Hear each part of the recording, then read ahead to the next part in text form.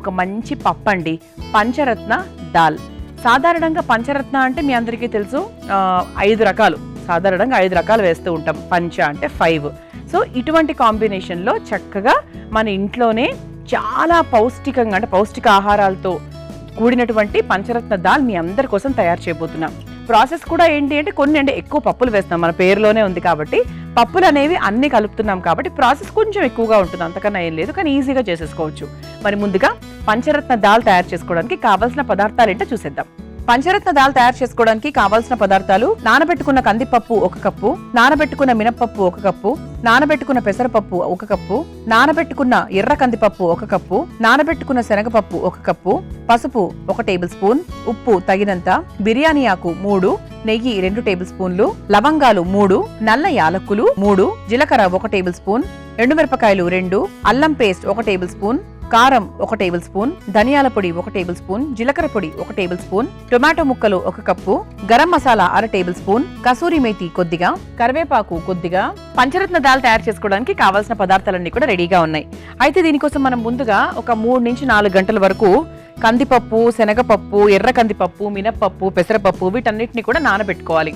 అంటే ఎంత ఎక్కువసేపు నానితే మనకు పప్పు అంత త్వరగా అయిపోతుంది, అంత కమ్మగా కూడా అవుతుంది, ఫాస్ట్గా కూడా అవుతుంది. ఓకే, ఏదైనా అండి, అంటే మనం పులావ్ తయారు చేసుకున్నప్పుడు బాస్మతి రైస్ అయినా లేకపోతే పప్పులు చేసుకున్నప్పుడు పప్పులైనా నానబెట్టుకుంటే వచ్చేటువంటి రుచి వేరే డిఫరెంట్గా ఉంటుందన్నమాట. అయితే పంచరత్న దాల్ అంటే పేరులోనే ఉంది 5, ఇంతకుముందే మనం మాట్లాడుకున్నాము, అందుకే 5 రకాల పప్పులు తీసుకున్నాను. 5 రకాల పప్పుల్లో మనం ముఖ్యంగా కందిపప్పు అలాగే శనగపప్పు, మినపప్పు గురించి మాట్లాడుకుందాం. కందిపప్పు అనేది నిత్యం ప్రతిరోజు మన ఇంట్లో ఉండేదే. కందిపప్పు ఉపయోగాలు ఏంటి అంటే కొలెస్ట్రాల్ చాలా బాగా తగ్గిస్తుంది, తర్వాత బీపీని కూడా కంట్రోల్లో ఉంచుతుంది, మన బోన్స్ని కూడా చాలా స్ట్రెంగ్తెన్ చేస్తుంది. అందుకే చిన్నప్పుడు పసిపిల్లలకు కూడా చక్కగా ముద్దపప్పు, చప్పడి పప్పు అని పెడుతూ ఉంటారు. చక్కగా కందిపప్పు కాస్త నెయ్యి కాస్త ఉప్పు వేసి పెట్టామంటే లొట్టలు వేసుకుంటూ తింటారు. వాళ్ళు ఎందుకండి, మనం కూడా అదే విధంగా తింటాం కదా. అంటే మంచి బలం, మంచి ప్రోటీన్. శాకాహారం తీసుకునే వాళ్ళకు ప్రోటీన్ ఎక్కడ దొరుకుతుంది అంటే మనకు పప్పుల్లోనే, మనకు రోజు చేసుకునే వాటిలో చూసుకుంటే పప్పుల్లో అధికంగా దొరుకుతుంది. ఆ తర్వాత అఫ్ కోర్స్ పనీరు, టోఫు ఇవన్నీ ఉంటాయనుకోండి, అంటే అవి రోజు చేసుకోలేం కదా. పప్పు అయితే ఖచ్చితంగా మనం రోజు తింటాము, రోజు చేసుకుంటాము, నిత్యం అందరూ కూడా ప్రతి వయసు వారు ఏదో ఒక రూపంలో తింటూనే ఉంటారు. అలా కందిపప్పు మనకి చాలా చాలా మంచిది. అలాగే శనగపప్పు, ఇక శనగపప్పు అంటే అందులో కూడా మంచి ప్రోటీన్ ఉంటుంది. అలాగే మన స్కిన్కి కూడా చాలా మంచిది శనగపప్పు. శనగపిండి అయినా శనగపప్పు అయినా కూడా అంటే శనగపిండి మనం ఎన్ని రకాలుగా యూజ్ చేస్తూ ఉంటాము. అలా మన ట్యాన్ని తీసేయడానికి, తర్వాత సూర్యరశ్మిలు బాగా పడి మనకి స్కిన్ అంతా కూడా పిగ్మెంటేషను, ముడతలు, తర్వాత నల్ల మొటిమలు, నల్లగా ఒక ట్యాన్ లాగా ఫామ్ అయిపోవడం జరుగుతూ ఉంటుంది. వాటన్నిటికి కూడా మనకి శనగపప్పు చాలా మంచి సొల్యూషన్ అనమాట. అలాగే మనకు యాంటీ ఏజింగ్ లాగా కూడా, యాంటీ ఏజింగ్ స్క్రబ్ లాగా కూడా శనగపిండి చాలా బాగా ఉపయోగపడుతూ ఉంటుంది. అంటే ఓవరాల్గా ఏంటి అంటే మనకు శనగపప్పు చర్మానికి సంబంధించి చర్మాన్ని కాంతివంతంగా చేయడానికి చాలా బాగా హెల్ప్ చేస్తూ ఉంటుంది. ఇక మినప్పప్పు గురించి చెప్పాలి అంటే ఎన్ని రకాలండి. మినప్పప్పు అంటేనే బలం. పిల్లలకు, ముఖ్యంగా చిన్న పిల్లలకు మినప్పప్పుతో ఎన్ని రకాలు చేసి పెడతారంటే కొన్ని ప్రాంతాల్లో, ఎందుకంటే చాలా చాలా మంచి ప్రోటీన్, చాలా చాలా మంచి ఎనర్జీ, చాలా అంటే ఒక బలం కావాలి. ఇడ్లీల్లో కూడా అందుకే మినప్పప్పు ఎక్కువ వేయండి, రవ తక్కువ వేయండి అని చెప్తూ ఉంటారు, ముఖ్యంగా చిన్నపిల్లలు తినేటప్పుడు. ఎందుకు అంటే బలం కోసం, చక్కటి బలం అన్నమాట.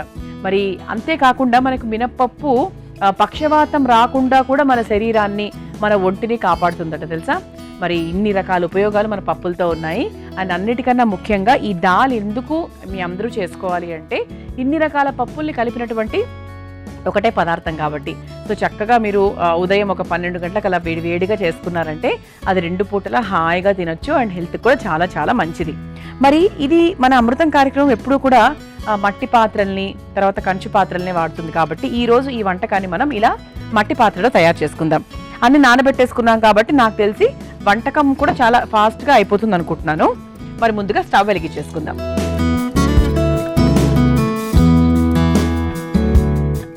ఇందులో ముందుగా 1 కప్పు కందిపప్పు,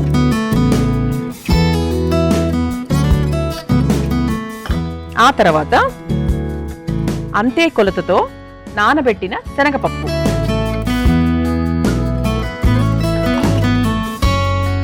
ఆ తర్వాత గ్యాస్ తక్కువగా ఉండేటువంటి ఎర్ర కందిపప్పు సమానంగా ఇది ఎంత తీసుకున్నాను, ఇది కూడా అంతే తీసుకున్నాను, అది కూడా నానబెట్టింది.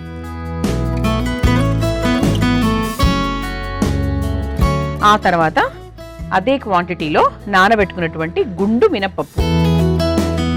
ఆహా, అసలు ఈ చూస్తుంటేనే అసలు నాకు ఎంత మంచిగా, అంటే ఎన్ని పౌష్టిక విలువలు ఉన్నాయనిపిస్తుంది. ఆ తర్వాత శరీరానికి చలువ చేసే పెసరపప్పు, ఇది కూడా నానబెట్టింది, అంతే క్వాంటిటీలో తీసుకున్నాను. ఇప్పుడు ఇందులో మనం కాస్త నీళ్లు పోసుకుందాం. కాస్త అంటే దానికి తగ్గట్టుగా. నేను అందాజాతో వేస్తున్నాను, మీరు కొలతతో వేసుకుంటే మీరు కొలతతో వేసుకోవచ్చు. ఇవి నానబెట్టినవే కాబట్టి నాకు తెలిసి ఎక్కువ టైం కూడా పట్టదు. అలాగే ఎక్కువ నీళ్లు కూడా, మరీ ఎక్కువ నీళ్లు కూడా పోయాల్సిన అవసరం అయితే లేదు. ఓకే, ఇప్పుడు ఒక్కసారి ఇలా కలుపుకుందాము. నేను ఎప్పుడు చెప్తూ ఉంటాను, ఇలా పప్పు వేసినప్పుడు చక్కగా ఉప్పు పసుపు వేసి ఉడికించండి. కుక్కర్లో చేసినా కూడా ఇబ్బంది ఏం లేదు. అంటే అందరిళ్లలో మట్టి పాత్రలు ఉండాలని లేదు కదా. ఒకప్పట్లో అయితే ఖచ్చితంగా మట్టి పాత్రల్లో చేసేవాళ్ళు, కానీ ఇప్పుడు మట్టి పాత్రల్లో టైం ఎక్కువ పడుతుందనో ఆయా కారణాలు ఉంటాయి. కానీ మట్టి పాత్రలో చేసే వంట అసలు వేరే లెవెల్ అండి. సరే, మరి ఇందులో కావాల్సిన ఉప్పు వేసేసుకుంటున్నాను. మళ్ళీ మనం వేరే దాంట్లో కూడా వేస్తాం ఈ వంటకు సంబంధించి, అందుకే చూసుకొని వేసుకోవాలి. ఆ తర్వాత దీనికి సరిపడా పసుపు కూడా వేసుకుందాం. ఆ తర్వాత కొంచెం బిర్యానీ ఆకు, అంటే మనకు కొంచెం ఆ మసాలా రుచి రావడానికి, అంటే బగారా అన్నం చేసుకున్నప్పుడు చేసుకుంటాం కదా, అలా అన్నమాట. ఈ పంచరత్న దాల్ ఏంటంటే రాజస్థాన్లో చాలా ఎక్కువగా చేసుకుంటారు. అంటే మీకు ఈ ప్రాసెస్ చూస్తే అర్థమైపోయి ఉండొచ్చు. అంటే ఒక బిర్యానీ ఆకు, అంటే మనం ట్రెడిషనల్గా చేసుకునే పప్పుల్లో సాధారణంగా ఇవన్నీ వేసుకోము. రాజస్థాన్ వైపు చాలా ఎక్కువగా చేసుకుంటారు. వాళ్ళు హెల్త్కి, ప్రోటీన్కి చాలా చాలా ఇంపార్టెన్స్ ఇస్తారు. అందుకే వాళ్ళ స్కిన్ చూస్తారు ఎంత బాగుంటుందో. అంటే ఈ గుజరాతీస్ కానీ రాజస్థాన్ వైపు వాళ్ళు స్కిన్ కూడా చాలా చాలా బాగుంటుంది, చాలా మంచి కేర్ తీసుకుంటారు. సరే, ఇప్పుడు మనం నీళ్లు పోసేసుకున్నాము, ఉప్పు పసుపు ఒక చిన్న బిర్యానీ ఆకు వేసేసుకున్నాం కాబట్టి దీనికి మూత పెట్టేద్దాం. ఇది చక్కగా ఒక మీడియం ఫ్లేమ్లో పప్పు ఎలాగైతే ఉడకాలో, అంటే మరీ 100% పిసపిస ఇలా పేస్ట్గా అయిపోనక్కర్లేదు, ఒక 80% వరకు ఉడికితే కూడా సరిపోతుందండి. అంటే కొంతమందికి ఏంటంటే చాలా పక్కాగా ఉడకాలి, ఇట్లా పేస్ట్ అయిపోవాలి, ఇలా జ్యూస్ లాగా రావాలి పప్పు అనుకుంటారు. అలా అయితే ఇంకొంచెం ఎక్కువ టైం పడుతుంది. అయితే ఈలోపు మనం ఏం చేద్దాం, పక్కన మరో స్టవ్ వెలిగించుకుందాం. ఎందుకు అనేది చెప్తాను. పోపు కాదండి ఇది, చెప్పాను కదా ఇది రాజస్థానీ స్పెషల్ కాబట్టి మనకి ప్రాసెస్ కూడా కొంచెం డిఫరెంట్గా ఉంటుంది. మనం మామూలుగా ఏం చేస్తాము, ఇటువైపు పప్పు తయారు చేసుకుంటాం, మనం మరోవైపు పోపు వేసుకుంటాము. పప్పు తయారైన తర్వాత పోపులోనో లేకపోతే పోపు అయిన తర్వాత పప్పులోనో వేసేసుకుంటాం. అలా కాదు, ఇది కొంచెం డిఫరెంట్గా ఉంటుంది. ప్రస్తుతానికి పప్పు ఉడుకుతోంది, మరోవైపు మనం స్టవ్ వెలిగించేసుకున్నాము. ఇందులో కాస్త నూనె వేసుకుందాం.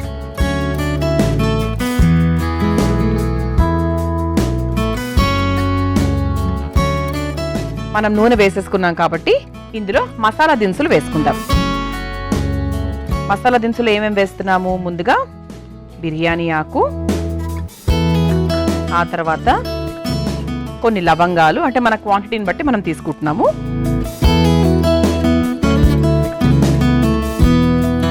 ఆ తర్వాత నల్ల యాలకులు,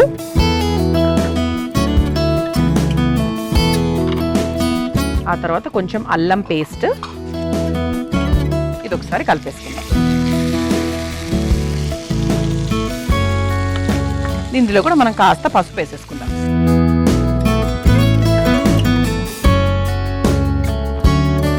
ఆ తర్వాత కరివేపాకు వేసేసుకుందాం.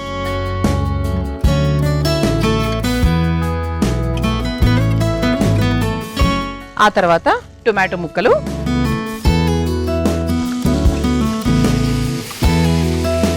అంటే ఈ పప్పు కోసం మనం తయారు చేసుకున్నటువంటి ఒక మసాలా కూర అనుకోవచ్చు. అంటే కూర అంటే ప్రాపర్ కూర కాదు, దాంట్లో మనకి టేస్ట్ యాడ్ అయ్యేటట్టుగా మనం ఒక మసాలా తయారు చేసుకుంటున్నాం.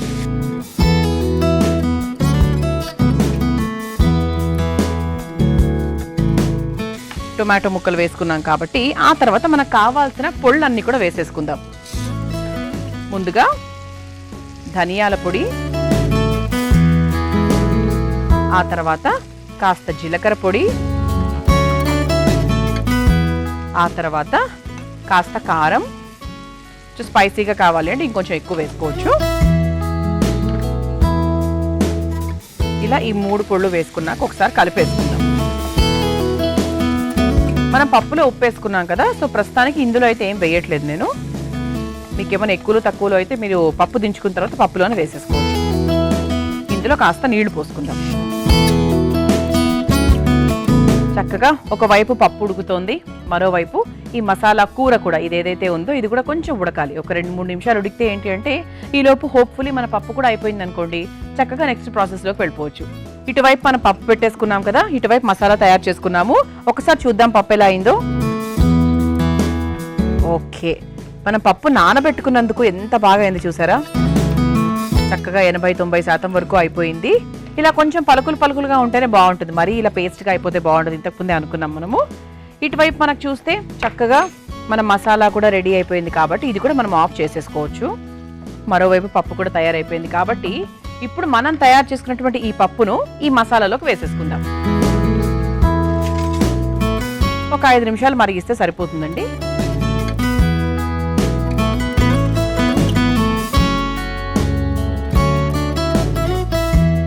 ఇలా చక్కగా అంటే మనం తీసుకున్న మసాలాకు తగ్గట్టుగా మనం పప్పు వేసేసుకుందాం. బిర్యానీ ఆకుతో సహా వేసేసుకుందాం. ఐ థింక్ సరిపోతుంది. ఇది ఒక్కసారి కలిపేసుకుందాం. ఇప్పుడు చక్కగా మనం ఇలా కలిపేసుకున్నాం కాబట్టి దీనికి వేడి వేడి నెయ్యి పోపు పెట్టుకుంటే చాలా చాలా బాగుంటుంది. ఇప్పుడు ఇది మార్చేసుకుని మనం ఇక్కడ పోపు పెట్టేసుకుందాం. ఇటువైపు మనం పోపు పెట్టేసుకుందాము. ముందుగా స్టవ్ వెలిగించేసుకుందాం. మన పోపు ప్యాన్ కూడా రెడీగా ఉంది. ఇప్పుడే అనుకున్నాం కదా నెయ్యితో పోపు పెట్టుకోవాలని, చక్కగా నెయ్యితో పోపు పెట్టేసుకుందాం.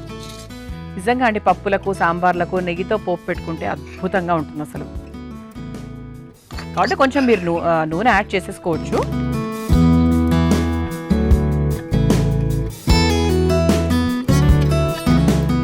నెయ్యి కొంచెం కరిగిన తర్వాత ఇందులో ముందుగా జీలకర్ర,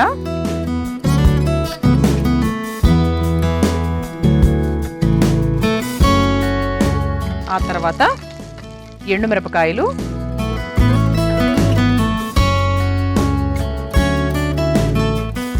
ఇప్పుడు మనం స్టవ్ ఆఫ్ చేసేసుకోవచ్చు. అయితే ఈ మరుగుతున్నటువంటి ఈ పప్పులో చివరిగా కాస్త గరం మసాలా వేసేసుకుందాము. ఆ తర్వాత రుచికి చక్కగా కసూరి మేతి. సో ఇది మన రాజస్థానీ డిష్ అనుకున్నాం కదా ఇంతకుముందే. సో చక్కగా కలిపేసుకుందాము. ఇక మన గరం మసాలా వేసుకున్న తర్వాత మనకి ఇంకెక్కువసేపు ఉంచాల్సిన అవసరం లేదండి, స్టవ్ ఆఫ్ చేసేసుకోవచ్చు. ఇప్పుడు ఒక సర్వింగ్ బౌల్లోకి తీసేసుకుందాం. చక్కగా మన పంచరత్న దాల్ని ఇలా ఒక బౌల్లోకి తీసేసుకుందాము.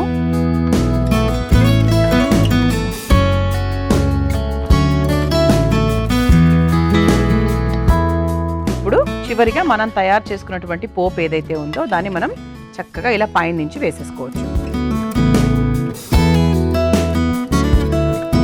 ఇప్పుడు అసలు రుచి ఎక్కడికి వెళ్తుంది చెప్పండి, దీంట్లోనే ఉంటుంది. చాలా చాలా బాగుంది. అసలు ఎప్పుడెప్పుడు రుచి చూడాలా అని నేను వెయిట్ చేస్తున్నాను. యాక్చువల్గా ఈ పప్పులన్నీ ఇలా తినడం కన్నా కూడా వేడివేడి అన్నమో లేకపోతే మనం ఏది తింటే అది దాంట్లో తింటే అసలు అద్భుతంగా ఉంటుంది. అండ్ ఈ ప్రాసెస్ చాలా కొత్తగా ఉందండి. అంటే పప్పులో కసూరి మేతి వేసుకోవడం ఒక నార్త్ ఇండియన్ స్టైల్ని సౌత్ ఇండియన్ స్టైల్ని కలిపి చేసినట్టుగా ఉందన్నమాట. చాలా చాలా హెల్దీ. అన్నిటికన్నా ముఖ్యంగా స్టైల్స్ పక్కన పెట్టేస్తే ఆరోగ్యానికి చాలా మంచి మేలు చేసేటువంటి పంచరత్న దాల్ రెడీ అయిపోయింది. మీరు తయారు చేసుకోవాలనుకుంటే కావాల్సిన పదార్థాలు, తయారు చేసుకునే విధానం మరొకసారి చూసేయండి. పంచరత్న దాల్ తయారు చేసుకోవడానికి కావాల్సిన పదార్థాలు: నానబెట్టుకున్న కందిపప్పు 1 కప్పు, నానబెట్టుకున్న మినప్పప్పు 1 కప్పు, నానబెట్టుకున్న పెసరపప్పు 1 కప్పు, నానబెట్టుకున్న ఎర్ర కందిపప్పు 1 కప్పు, నానబెట్టుకున్న శనగపప్పు 1 కప్పు, పసుపు 1 టేబుల్ స్పూన్, ఉప్పు తగినంత, బిర్యానీ ఆకు 3, నెయ్యి 2 టేబుల్ స్పూన్లు, లవంగాలు 3, నల్ల యాలక్కులు 3, జీలకర్ర 1 టేబుల్ స్పూన్, ఎండుమిరపకాయలు 2, అల్లం పేస్ట్ 1 టేబుల్ స్పూన్, కారం 1 టేబుల్ స్పూన్, ధనియాల పొడి 1 టేబుల్ స్పూన్, జీలకర్ర పొడి 1 టేబుల్ స్పూన్, టొమాటో ముక్కలు 1 cup, garam masala 1/2 table spoon, kasuri methi కొద్దిగా, కరివేపాకు కొద్దిగా. పంచరత్న దాల్ తయారు చేసుకునే విధానం: ముందుగా స్టవ్ వెలిగించి మట్టి పాత్రలో నానబెట్టుకున్న కందిపప్పు, నానబెట్టుకున్న శనగపప్పు, నానబెట్టుకున్న ఎర్ర కందిపప్పు, నానబెట్టిన మినప్పప్పు, నానబెట్టిన పెసరపప్పు వేసి కాస్త నీళ్లు పోసి కొంచెం ఉప్పు, పసుపు, బిర్యానీ ఆకు వేసి మూత పెట్టి బాగా ఉడికించుకోవాలి. ఇప్పుడు మరో స్టవ్ వెలిగించి పాన్ లో నూనె వేసి వేడైన తర్వాత అందులో బిర్యానీ ఆకు, లవంగాలు, నల్ల యాలక్కులు, అల్లం పేస్ట్ వేసి కొంచెం పసుపు, కరివేపాకు, టొమాటో ముక్కలు, ధనియాల పొడి, జీలకర్ర పొడి, కాస్త కారం వేసి కొంచెం నీళ్లు పోసి మరిగించుకోవాలి. ఆ తర్వాత ఉడికించుకున్న పప్పు వేసి అందులో కాస్త గరం మసాలా, కసూరి మేతి వేసి బాగా కలిపి మగ్గించుకోవాలి. ఇప్పుడు మరో స్టవ్ వెలిగించి పోపు పాన్ పెట్టుకుని అందులో కాస్త నెయ్యి వేసి నెయ్యి కరిగిన తర్వాత జీలకర్ర, ఎండుమిరపకాయలు వేసి వేయించుకోవాలి. ఇప్పుడు ఉడికించుకున్న పప్పును ఒక సర్వింగ్ బౌల్లోకి తీసుకుని పైన నుంచి వేయించుకున్న పోపును వేసి సర్వ్ చేసుకుంటే ఎంతో రుచికరమైన పంచరత్న దాల్ రెడీ.